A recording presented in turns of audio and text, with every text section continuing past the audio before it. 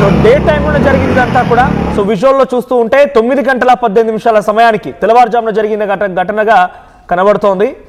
So అక్కడ CCTV కెమెరాలో చూపిస్తున్నట్టుగా ఒక వ్యక్తి కారులో వచ్చాడు, క్షుద్ర పూజలు చేసినట్టుగా పసుపు, కుంకుమ, తెల్ల నువ్వులు, తర్వాత నిమ్మకాయలు, ఇతరత్ర క్షుద్ర పూజలు చేసినట్టుగా అక్కడ వేసి వెళ్తూ ఉంటే కారులో వాళ్ళు పరిగెడుతూ ఉంటే వెంబడించారు. కానీ ఏమాత్రం ఉపయోగం లేకుండా పోయింది. వెంబడించినా కూడా వారిని పట్టుకోలేకపోయారు.